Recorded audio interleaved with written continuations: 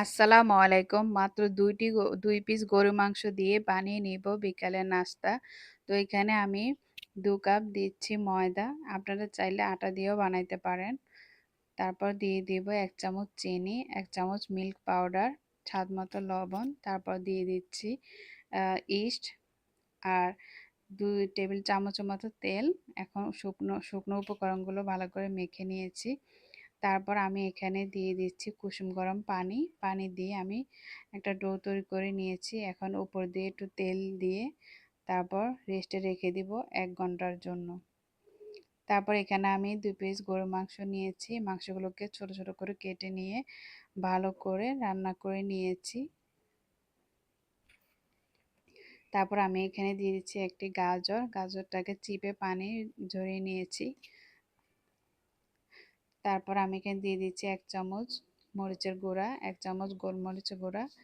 তারপর দিয়ে দিচ্ছি মেয়োনিজ ২ টেবিল চামচের মতো। তারপর দিয়ে দিচ্ছি ১ চামচ চিনি। এখন সবগুলোকে আমি একসাথে মাখিয়ে নেব। মাখিয়ে নেওয়া হয়ে গিয়েছে, আমি এখন এক সাইডে রেখে দেব। তারপর আমি এখানে যে আটাটা মেখে রেখেছিলাম সেই আটাটা নিয়েছি, দেখতেই পাচ্ছেন ১ ঘন্টা আমি মাখিয়ে রেখেছিলাম। ইস্ট দেওয়ার কারণে কতটা ফুলে গিয়েছে। এখন আমি বাতাসটা বের করে আবার একটু মাখিয়ে নিয়েছি। তারপর আমি ছোট ছোট লেচি কেটে নিয়েছি।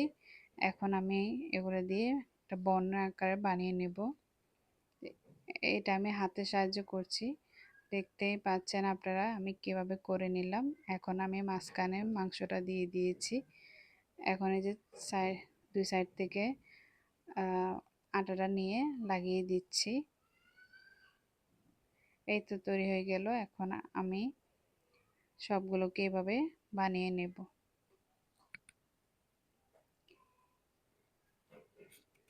সবগুলো এভাবে তৈরি করে নিয়েছি। এখন আমি ডুবো তেলে ভেজে নেব। তেলটা গরম হয়ে গিয়েছে, এখন আমি বনগুলো দিয়ে দিয়েছি। এক পাশ হয়ে গিয়েছে, আমি এখন উল্টে দিচ্ছি। এভাবে উল্টে পাল্টে একটা কালার করে ভেজে নেব। এই তো কালার করে ভেজে নেওয়া হয়ে গিয়েছে, এখন আমি তুলে নিচ্ছি। দেখতে যতটা সুন্দর হয়েছে খেতেও ততটা অনেক মজা হয়েছে। আমি একটা ভেঙে দেখিয়ে দিচ্ছি ভিতরটা কতটা সুন্দর হয়েছে। আল্লাহ হাফেজ।